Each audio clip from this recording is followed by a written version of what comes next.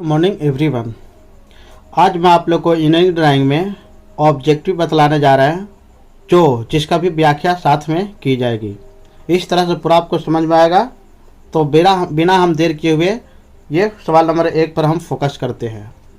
सवाल नंबर 1 कह रहा है, उस रेखा चित्र उपकरण का नाम बताइए जिसे स्थानांतरण माप को मापने में प्रयुक्त होता है।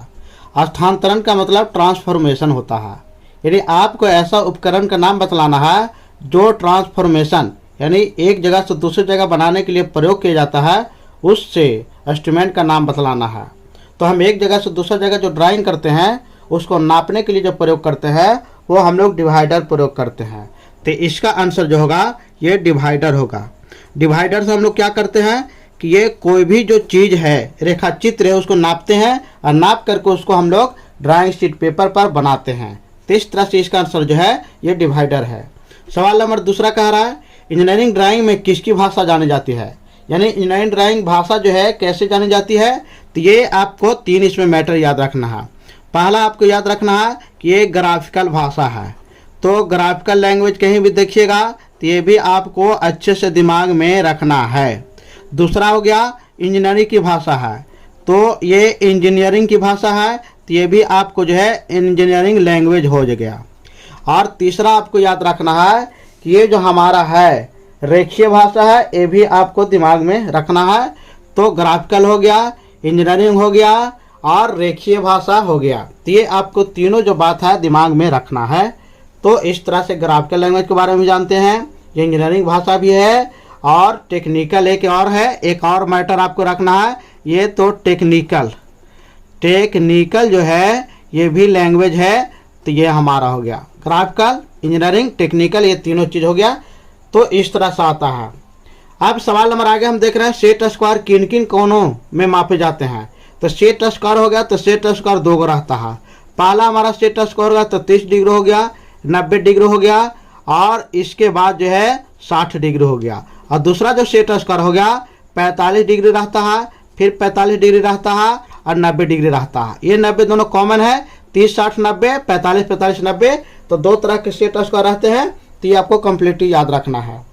सवाल नंबर आगे हम बात कर रहे हैं, ड्राइंग की अनुकृति तैयार करने के लिए प्रयोग में लिए जाने वाले पन्ने को किस नाम से जाना जाता है। तो ये इसका देख रहे हैं किस तरह से। तो ये जो अनुकृति है इसका मतलब है डुप्लीकेट करना, यानी नकल करना। इसका जो मतलब हो गया नकल करना। तो ड्राइंग की नकल तैयार करने के लिए प्रयोग किए जाने वाले पन्ने को किस नाम से जाते हैं। पन्ना मीन्स पेपर। तो ये जो हम लोग नकल करने के लिए पेपर का प्रयोग करते हैं ये ट्रेसिंग पेपर आता है। तो इसका आंसर जो है आपको ट्रेसिंग पेपर जवाब देना पड़ेगा।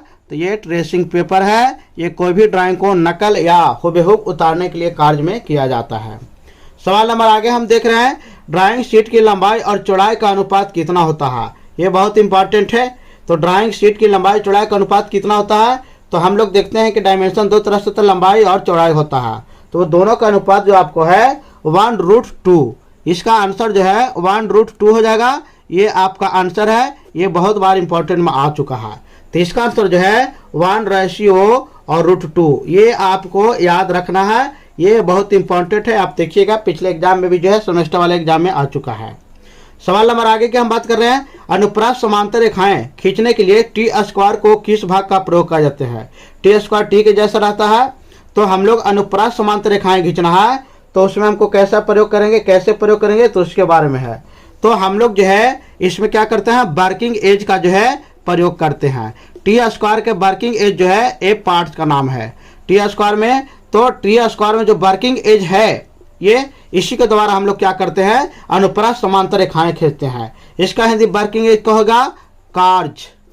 तो हमारा जो है इसका हिंदी हो गया कार्यकारी किनारा। तो ये हमारा याद रखना, हिंदी में कार्यकारी किनारा, वर्किंग एज हो गया, इसी का प्रयोग करते हैं। ये कोई भी लाइन जो है हमारा है अनुप्रस्थ समांतर रेखाएं खींचने के लिए। सवाल नंबर आगे हम बात कर रहे हैं, सेट स्क्वायर का उपयोग किस प्रकार की रेखाएं खींचने के लिए होता है। सेट स्क्वायर से हम लोग कैसे कैसे रेखाएं खींचेंगे इसकी हमको जानकारी लेना है। तो सेट स्क्वायर से हम लोग क्षैतिज रेखा यानी हॉरिजेंटल का मतलब क्षैतिज हो गया। इसके बाद वर्टिकल मतलब उदग्र हो गया। और इसके बाद हो गया वृत्त, तो सर्किल हम लोग हो गया, तो सर्किल को काटने में या विभाजित करने में, तो सर्किल को विभाजित करना तो सेट स्क्वायर होगा 45 45 का डिग्री का अंकर सर्किल करना तो उसमें भी हो जाएगा। और इसके बाद आपको जो है एंगल बनाने के लिए भी हम लोग प्रयोग करते हैं सेट स्क्वायर को। अब 45 हो गया, 30 हो गया, 60 हो गया, ये सारे एंगल हम लोग सेट स्क्वायर से बना सकते हैं। तो इस तरह से जो है इसका कार्य करते हैं। और पैरेलल रेखा खींचने में, तो पैरेलल रेखा जो है ये हमारा खींचने में होता था। पैरेलल रेखा खींचने में, एंगल खींचने में हो गया, सर्किल को विभिन्न भागों में विभाजित करने में हो गया, वर्टिकल लाइन होगा, हॉरिजॉन्टल लाइन है, इतना काम हम लोग सेट स्क्वायर से कर सकते हैं।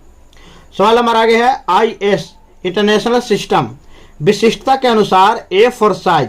तो A4 साइज होगा तो ड्राइंग शीट का साइज जो हमारा है ये 6 तरह के पढ़ना था, A0 से लेकर के A5 तक। तो इस 6 तरह में से A4 एक जो है ड्राइंग शीट का पेपर का साइज है। तो A4 साइज की ड्राइंग शीट का अपरिकृष्ट का मतलब है अनट्रिमेटेड, अनट्रिमेटेड। तो अनट्रिमेटेड जो है से अपरिष्कृत हो गया। तो कह रहा है कि अनट्रिमेटेड जो साइज है 240 बाई 330 है। कोई भी A4 साइज का ड्राइंग शीट पेपर है उसका अनट्रिमेटेड अपरिकृष्ट साइज जो है 240 बाई 330 mm है। तो परिष्कृत वाला ट्रिमेटेड साइज, ट्रिमेटेड तो ट्रिमेटेड साइज हो गया, ट्रिमेटेड साइज हो गया डबल M। तो साइज बन रहा ना है, तो ट्रिमेटेड साइज है, अनट्रिमेटेड 240 बाई 330 है। तो ट्रिमेटेड साइज जो हमारा होगा ये पहले भी क्लास में कराया गया है, तो 210 × 297 mm ये हमारा हो गया ट्रिमेटेड साइज, ये अनट्रिमेटेड हो गया, ये अपरिकृष्ट हो गया, ये परिकृष्ट साइज हो गया। ये दोनों ध्यान देना है। आप स्क्रीन के ऊपर देखिए, इसमें भी आपको पता चलेगा, ये सारे आप रट लीजिएगा तो आगे भी ऑप्शन आपको चुनने में आसान रहेगा। सवाल नंबर आगे हम देख रहे हैं, किस पदार्थ से ड्राइंग पेंसिल बनती है। तो ड्राइंग पेंसिल का जो नोक बना हुआ रहता है किसके बना हुआ रहता है, तो ये ग्रेफाइट का बना हुआ रहता है। इसका आंसर जो है ये ग्रेफाइट हो गया।